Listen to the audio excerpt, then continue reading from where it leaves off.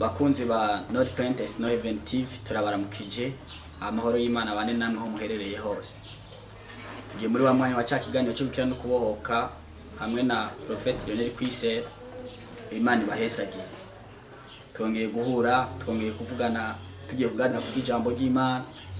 Ijambo rivuga ngo teme ijambo ihagazeho uyu munsi mvuga ngo Imana yawe igiye kugushira mu karuhuko.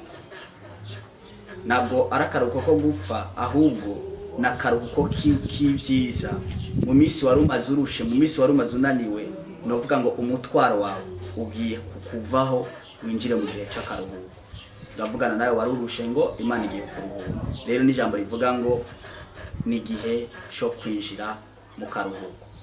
Rero mbere yuko tugira ikintu cyose tuvuze, munyemere tubanze dusenga Imana.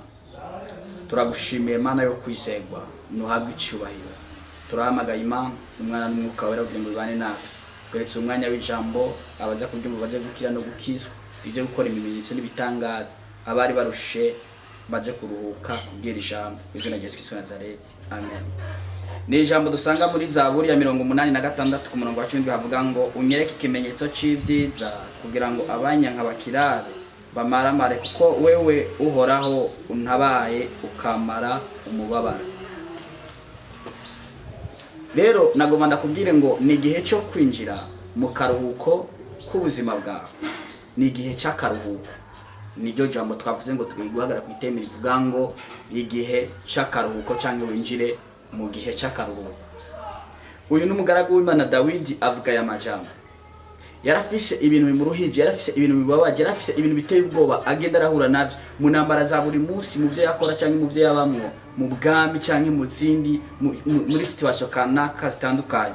Yarafise ibimubangamiye cyangwa ibimuteye ubwoba, ariko nawe arasenga. Nisengeshe yakoze rivuga ngo Mana unyereke ikimenyetso c'ivyiza. Ndavuga ngo Imana yawe igiye kukwereka ikimenyetso c'ivyiza muri iyi nyene itararangira ugiye kumurikirana. Wango unyereke ikimenyetso c'ivyiza kugira ngo abanyanka bamaramara, abanyanka bakogwe n'isoni, kuko wewe uhoraho untabaye ukamara umubabaro.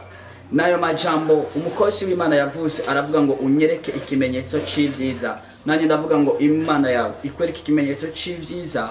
Niba urwaye iguha ikimenyetso cyo gukira, niba ubabaye iguha ikimenyetso cy'umunezero, niba waratawe iguha ikimenyetso cyo kugaruka abantu bakugarukeho, niba ufunzwe iguha ikimenyetso cyo gusohoka muri iyo prison ziratandukanye. Hariho prison za mpimba dusanzwe tumenyereye, hariho n'amaprison usanga umuntu abohewemwo mu cyaha kanaka canke mu ngorane kanaka. Nijyo naryo nibohero, ahantu hose udashobora kwivana ngo widegemvye, naho ni mwibohero. Nimba ukora ibitakunezeza ukaba mu kazi katakuhimbaye, nijyo naryo nibohero, kuko ntushobora kwidegemvya, nta mwidegemvye ufise mu buzima bwawe. Rero navuga ngo Imana yawe igiye kukwinjiza mu gihe cy'akaruhuko niwemera iri jambo ry'ubuhanuzi ugiye kumva hamwe n'umukozi w'Imana. Nagomba ndagutangarize mu ciciro cyose urimo. Dawidi yarasenze Imana aravuga ngo unyereke ikimenyetso c'ivyiza kugira ngo abanyanka bamaramare, kuko uhoraho untabaye kandi ukamara umubabaro. Niryo jambo yavuze. Ndasaba ngo Imana yawe ikumare umubabaro wose wari ufise. Ni wari ufise umubabaro w'ingwara, wari ufise umubabaro w'ideni, wari ufise umubabaro w'ubushomeri, wari ufise umubabaro utandukanye w'ubuzima bwawe, sinzi ibikuruje, sinzi ibikubabaje, ariko ndasaba ngo Imana yawe ikwereke ikimenyetso c'ivyiza kuri uyu munsi, kugira ngo abakubona bose baze batangare n'ikimenyetso cyabaye ku buzima bwawe. Iyi Imana ikoze, iyi Imana ivuze, iyi Imana igaragaye, ntibisaba ko umuntu yisobanura, ariko ico Imana yakoze gituma wewe bagusobanukirwa, bakamenya ko udasanzwe mu bwami, kuko wabikorewe na nyene ubwami nawe agahabwa icubahiro, nawe izina ryawe rikamenyekana, kandi ukaba rurangiranwa cyangwa ukubahwa kubigitangaza Imana yakoze. Ndasaba ngo ikwereke ikimenyetso c'ivyiza. Niba wari urwaye ikwereke ikimenyetso cyo gukira, nimba wari uboshwe ikwereke ikimenyetso cyo kubohoka, nimba wari mu vyaha kanaka byakunaniye guheba ikwereke ikimenyetso c'ivyiza, igushoboze aho wahora unanirirwa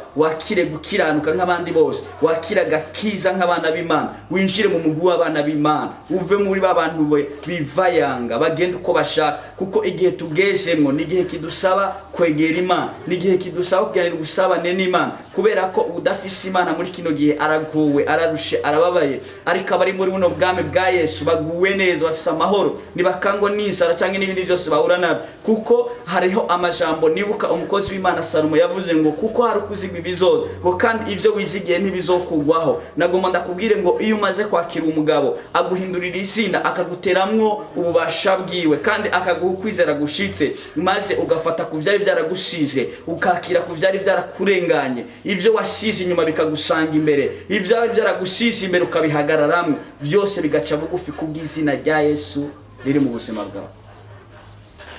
Imana ikwereka ikimenyetso c'ivyiza rero, Imana ikwereka ikimenyetso c'ivyiza. Ni ikiganiro cyo gukira no kubohoka. Niba Imana ivuze ngo igiye kwerekana ikimenyetso c'ivyiza ku buzima bwawe, ikwinjize mu karuhuko, nuko hari umuzigo wari ku buzima bwawe. Abantu tuba dufise imizigo itandukanye, abantu tuba dufise ibibazo bitandukanye, abantu tuba dufise ingorane zitandukanye, ariko ndashaka numara kunyumva kuri rino jambo, numara kwizera, wizerane nanshe uyu munsi, wakire ububasha muri wewe, wakire wizere ko ari ikintu kidasanzwe, kigiye gukoreka mu buzima bwawe, kandi abantu babibonye bakazogutangarira. Nagomba ndakubwire iyi Imana ikoze ikintu, Imana ni gitangaza, kandi yitwa gitangaza, n'ivyo ikora n'ibitangaza, kubera ko ubuzima tubayemo nabwo nubwo igitangaza, nubwo umuntu aryama akavyuka nabwo ni gitangaza, kuko turibuka ko haba hari abandi bapfuye, ariko iyo turyamye tukavyuka ni ikimenyetso c'ivyiza Imana iba yatweretse mu buzima bwacu. Bisaba ngo rero dufise guhara dushima dukenguruka, kuko Imana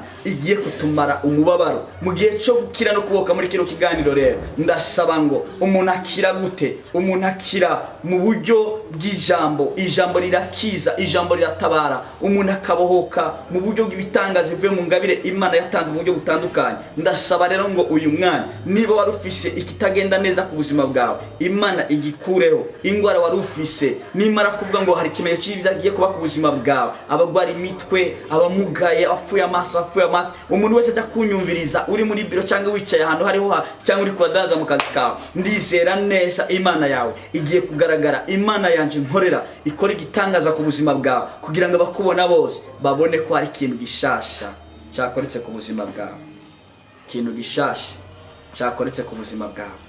Ndasaba ngo Imana yawe, ndasaba ngo Imana yawe ikugenderere, bimenyekane ko witwa Imana nziza, bimenyekane ko witwa Imana yera, bimenyekane ko witwa Imana ikomeye, izina ryawe rishigwe hejuru. Mana, reka rero unyemerere, niba utarizera umwami Yesu, igitangaza ca mbere nuko wizera uwo mwami akakubera umukiza w'ubuzima bwawe, agategeka muri wewe.